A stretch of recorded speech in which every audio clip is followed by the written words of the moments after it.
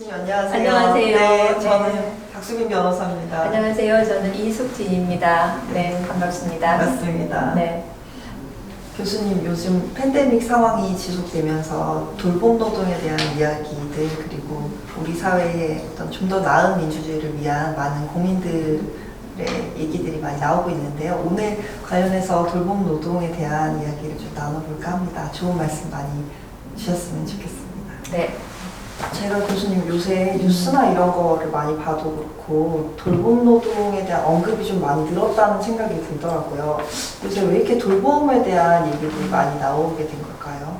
돌봄에 대한 얘기가 많이 나온 배경이 좀 있겠죠. 네, 다만 특히 이제 우리가 요즘 굉장히 특별한 상황을 경험하고 있잖아요.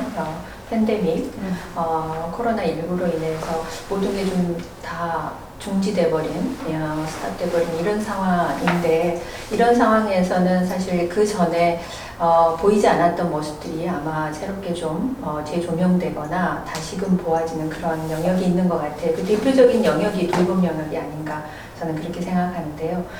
이제 뭐 많은 직장인들이 사실 아침에 출근을 하러 집에서 나갔어야 되는데 이제 많은 일들을 거의 대부분 집에서 재택으로 하게 되고 이 가족 안에서 어떤 일들이 벌어지고 있는가라고 하는 거에 대한 사회적 관심이 조금 더 집중된 그런 시기가 아니었나 싶어요. 더불어서 이 코로나19 상황에 대응하기 위해서 가장 최일선에서 일하고 계시는 분들, 간호사라든가 또 아이들 돌봄을 담당해 주시는 보육교사라든가 또 어르신 노인 돌봄을 담당해 주시고 계시는 요양보호사라든가 이런 이 영역들은 사실 쉴 수가 없는 영역이잖아요. 그래서 아마 이 어려운 상황에서도 끊임없이 현장을 지키셔야 되는 그런 분들이 계시기 때문에 그 영역이 바로 돌봄 영역이 아닌가 싶어요. 그래서 많이 아마 관심을 갖고 대조명이 되는 게 아닌가 싶습니다. 확실히 좀 생각을 해보면 코로나 상황이 되고 나서 우리 주변에 우리가 생활을 하기 위해서 너무나 기본적인 것들 이런 거에 대한 주목도라고도 볼 수 있을 것 같네요. 그러면은 어떻게 보면 이것들이 없으면 우리 뭐 어르신들이든 가정의 아이들이든 우리 그냥 기본적인 생활이든 어떻게 보면 우리 사회 전체가 돌아가지 않는다라고 볼 수 있는데 필수 노동 이렇게 봐도 되는 걸까요? 네, 이제 돌봄이라고 하는 그 단어에 대해서 우리가 한번 정말 진지하게 생각을 해봐야 될 것 같아요. 예전에는 그냥 뭐 보살핌 또는 뭐 배려 이렇게 생각되었던 그 단어라고도 볼 수 있는데요. 이제 돌봄을 사실 영어로 케어를 돌봄으로 우리가 번역해서 얘기하거나 또는 뭐 보살핌이라고 얘기를 하는데 통상적으로 이제 뭐 정책 용어나 행정 용어로서는 돌봄이라고들 이렇게 많이 사용되고 있지만 법률상으로 이게 뭐 등장하거나 그런 용어는 아니에요. 그런데 이제 이번 계기로 한번 인간이라는 게 어떤 존재인가에 대해서 한번 살펴봤으면 좋겠어요.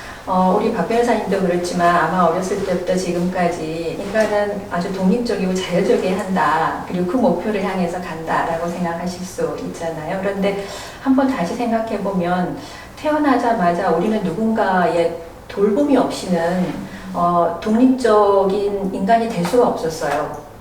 그렇죠. 그래서 태어나서 일정하게 스스로 걷고 그리고 먹고 자고 하는 것들을 챙겨 나가기까지에는 절대적인 어떤 돌봄이 필요하고 한편으로는 절대적 의존을 통한 독립이라고 하는 게 나오는 것이죠. 그래서 이제 어느 정도 성장을 해서 경제활동도 하고 그리고 잘 지내다가 또 일정한 나이가 되면 우리가 그걸 보통 이제 노후가 되어서 신체적으로나 또는 여러 가지 심리적으로나 굉장히 약해지는 그런 상황이 되게 되는데 그때 다시 또 이제 돌봄이 필요한 그런 시기가 됩니다. 그래서 인간이 독립적이다라고 하는 독립적이어야만 한다라고 하는 그 전제를 한 번쯤 조금 다시 되짚어 봤으면 좋겠어요. 그래서 의존과 돌봄이 필요한 시기가 있었고 한편으로 이제 돌봄을 주는 시기가 있고 또다시 의존과 돌봄이 필요로 하는 시기가 있고 이게 우리의 인간의 생애 전반에 걸쳐서 일어나고 있는 일이에요. 그래서 이 일어나는 일들에 대해서 한번 자세히 들여다보면 독립적인 인간이 되기 위해서 필요한 절대적으로 필요한 필수적인 그러한 활동, 노동이라고 하는 것이 돌봄이다 이렇게 볼 수 있는 거고요. 그런 한 인간의 생애 주기뿐만이 아니라 우리 삶 전반이 이루어지는데 생산이 이루어지려면 재생산이 돼야 되잖아요. 우리가 어디에 일하러 나가려면 뭐 이렇게 에너지가 다 다시 충전이 돼야지 다시 다음 날도 일하러 나갈 수 있는 거잖아요. 그런데 그 에너지가 다시 충전되어지는 우리의 일할 능력, 노동력이 다시 충전되어지는 그 과정이 돌봄이 이루어지는 과정이라고 볼 수 있는 거기 때문에 성인기의 과정에서도 이 돌봄은 반드시 필요한, 돌봄이 없이는 또는 스스로 뭐 자기에 대한 돌봄도 마찬가지지만 여러 다른 사람들로부터의 돌봄이 없이는 우리가 어떤 생활 자체를 하기가 굉장히 어려운, 그래서 저는 돌봄을 필수 노동이라고 생각합니다. 그런데 또 말씀 들어보니까 그 돌봄을 받아야 할 사람들이 어떻게 보면 한 인간으로서 구실을 하고 살 수 있다 이런 뜻이기도 한데, 또 돌아보면은 그럼 나에게 돌봄을 주었던 사람은 누구였을까 떠올려 보면, 그리고 우리 삶에서 돌봄을 주로 주는 사람은 누구인가 이런 걸 떠올려 보면 좀 주로 엄마, 뭐 할머니, 아니면 뭐 어떻게 보면 요양보호사님 등등 주로 여성들이었다는 생각이 문득 드는데, 얼굴들이 떠오르는데 실제로도 거의 그런가요? 그렇죠. 가족 안에서 이루어졌던 돌봄은 거의 이제 어머니나 또는 아내, 이렇게 이제 여성들이 주로 돌봄의 주 영역을 담당해 왔다고 볼 수 있고요. 그리고 이제 이러한 돌봄에 여성들이 주로 담당했던 돌봄이 이제 사회화된 형태의 돌봄으로 가게 됩니다. 그게 이제 흔히 복지국가를 이야기할 때 신사회 위험에 대한 대응으로서 복지국가가 재편됐다는 얘기를 하는데, 이 얘기는 이제까지 우리가 가족 안에서 이루어졌던 여러 돌봄의 활동들, 대표적으로 아이 돌봄과 노인 돌봄이 될 수 있겠는데요. 이 활동들이 이제 가족 밖에서 이루어지는 그런 형태로 이제 어떤 변화가 되게 되는데, 그걸 우리가 사회화된 돌봄이라고 하는데요. 이 사회화된 돌봄의 영역도 역시 마찬가지로 대부분 여성들에 의해서 이루어지고 있습니다. 가족 영역에서도 여성이 담당했고, 사회화된 영역에서도 여성이 담당하고 있는 그런 특성을 갖고 있다고 볼 수 있겠습니다. 그런데 또 떠올려 보면 그런 어떤 사회화된 돌봄의 영역에서의 처우라는 것이 생각보다 우리가 지불하기에도 그렇고 어떻게 보면 생활 필수적으로 필요한 내용이기 때문에 또 많은 비용을 들이는 것에 부담을 많이 느끼고 이런 방식으로 좀 진행이 되고 있지 않나 이런 생각이 드는데, 아마 처음 문제에서도 분명 이슈들이 있을 것 같아요. 네. 물론 이제 가족 내에서 이루어지고 있는 돌봄은 뭐 아시다시피 급여가 주어지지 않잖아요. 그게 이제 우리가 흔히 이야기하는 무급의 돌봄 노동이라고 얘기를 합니다. 보통 이 무급의 돌봄 노동은 많은 분들이 사랑과 헌신에 의해서 이루어진다라고 생각하는데, 과연 사랑과 헌신만을 무작정 계속 기대할 수 있을까? 그러한 형태의 활동이 지속 가능할 수 있을까? 그런 사랑과 헌신으로만 계속 어떤 노동을 제공하는 입장에서는 어떤 다른 보상이라든가 하는 것들이 있다면 조금 더 그 노동의 형태가 훨씬 더 의미 있는 것이 되지 않을까라는 그런 생각을 잠깐 해보게 되고요. 그리고 이제 유급화된 형태의 돌봄이 이제 사회화된 형태의 돌봄 노동에 대해서 이루어지고 있는데, 예를 들면 뭐 보육교사의 처우 문제라든가 또는 요양보호사의 처우 문제라든가 하는 것들을 한번 떠올려 보시면, 이런 유급화된 형태의 돌봄 노동에 대한 우리 사회의 어떤 대우, 가치 이런 게 어떻게 평가되고 있는지 잘 파악할 수 있을 것 같습니다. 제가 잠깐 조사해 본 걸로는 이 돌봄 서비스에 종사하는 우리나라 여성들의 월 평균 임금 총액이 약 148만 원 정도로 나와요. 네, 그래서 상당히 저평가되고 있다라고 생각합니다. 물론 돌봄 서비스에 종사하는 여러 직업들이 있고, 그 직업들의 형태가 주로 여성들이 종사하고 있고, 그래서 아마 이 여성들이 하는 일들은 특별하게 숙련이 필요하지도 않고, 그리고 교육이 필요하지도 않다라고 생각하는 그런 고정관념이나 편견이 작동하고 있는 거 아닌가라고 하는 생각을 하게 됩니다. 그럼 어떻게 해야 좀 가치를 재평가하고 이 어떤 불공정, 불평등 혹은 아쉽다고 해야 될까 뭔가 비합리적이라는 생각도 드는데요. 교수님 말씀 들어보면 우리가 인간으로서 살고 한 사람으로서 사는데 어떻게 보면 지불되지 않고 있고 그냥 사회가 어떻게 보면 무임승차하고 있는 느낌까지 드는데 이런 것들을 같이 재평가라는 과정이 좀 필요하겠네요. 네네. 그래서 여러 다른 나라들에서는 이걸 시간으로 보상하기도 하고요. 그리고 어떤 면에서는 휴가라든가 아니면 구체적으로 크레딧이라고 하는 걸 통해서 보상을 하기도 하고 여러 가지 방법들이 있습니다.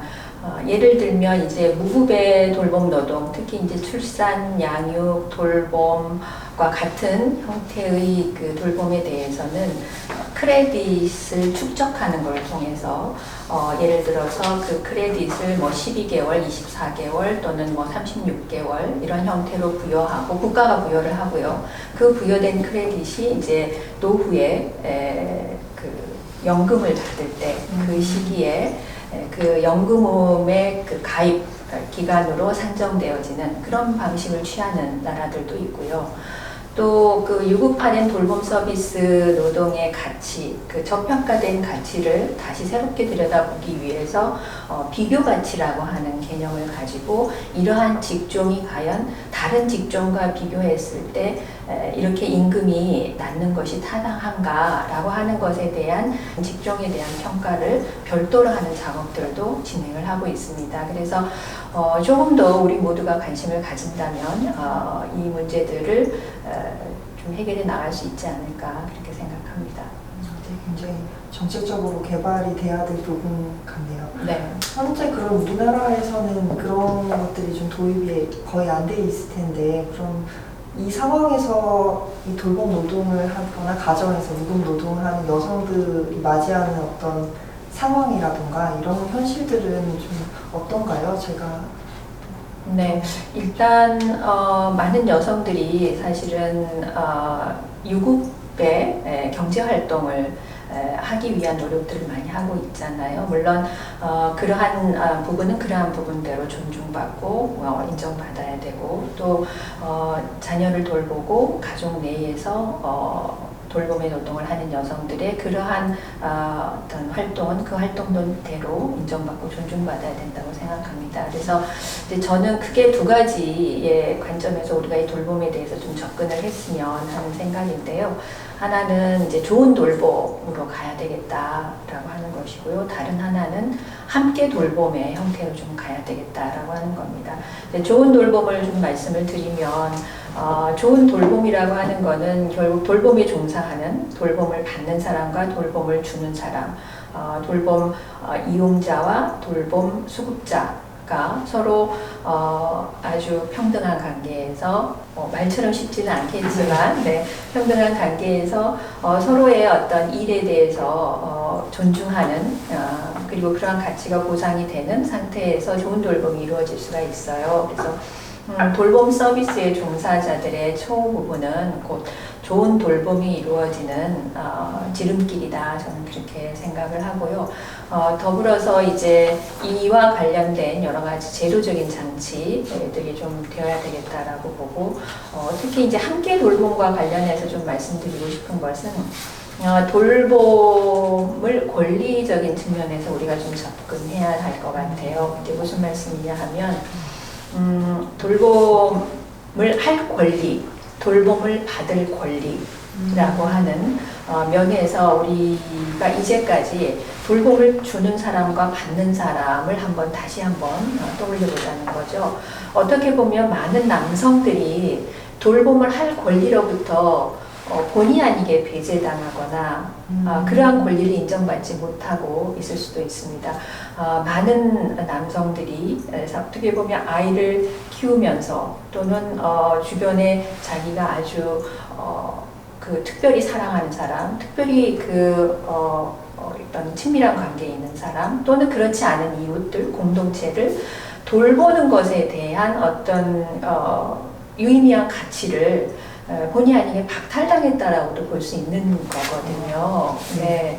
그런데 그런 의미 있는 일들에 대해서 이제 권리로서 좀 남성들이 주장하고 그 권리를 확보하기 위한 여러 가지 노력들을 같이 해 나가면 함께 돌봄이라고 하는 것이 이루어지는 것이죠. 그래서 이 함께 돌봄의 형태는 돌봄권에 기초해서 여성들도 돌봄을 받을 권리, 돌봄을 할 권리, 남성들도 돌봄을 받을 권리, 돌봄을 할 권리라고 하는 것들이 좀 존중이 되는 그런 사회로의 변화가 필요하지 않을까 생각합니다.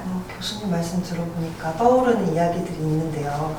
육아휴직이라던가 아이를 돌보는 경험에 대해서 굉장히 충만함이 크다고도 이야기를 하더라고요. 네. 그런데 그 육아휴직을 해본 남성들의 경우에도 아이를 키우는 어떤 기쁨 이런 것들을 누리는 것에 대해서 굉장히 충만감 또 경험이 좋았다. 뭐 나도 이렇게 아이를 키우고 지내고 싶다. 주변 사람들을 챙기고 싶다. 이런 욕구들이 있는데 사회적으로 좀 기회나 이런 것들이 좀 박탈당하고 있다. 이런 건 좀 볼 수 있겠군요. 네, 우리나라 남성들이 방금 말씀하신 것처럼 그런 어떤 욕구와 감정을 많이들 갖고 계세요. 그런데 이 사회 문화가 그거를 오히려 무시하거나 또는 받아들여주지 않았기 때문에 그런 느낌들을 누릴 수 없었다. 이렇게 이제 우리가 좀 이해해도 될 것 같고요. 너무 임금노동, 시장노동, 소득자로서의 역할을 혼자서 짊어지려고만 하니까 그리고 상대적으로 여성들은 그러한 시장에 들어가서 임금노동을 하려고 해도 오히려 그 노동시장으로부터 여러 가지 차별적인 경험들을 하면서 또 밀려나게 되고 하는 이런 경험들을 하게 되는 것이죠. 그래서 이런 그 여성과 남성들의 경험이라고 하는 것이 돌봄을 중심으로 좀 함께 나눌 수 있는 과정으로 갈 수 있는 그런 계기가 될 수도 있을 것 같다. 이제 더 나은 민주주의를 이야기하는 단계에 와서는 그 돌봄을 둘러싼 위계관계 또는 불평등, 배제나 차별 이런 문제들에 대해서 조금 더 적극적으로 제기하고 그 문제를 하나의 절차와 체계를 통해서 고쳐나가는 돌봄 민주주의라고 하는 그런 개념에 대해서 좀 더 새롭게 생각해 봤으면 합니다.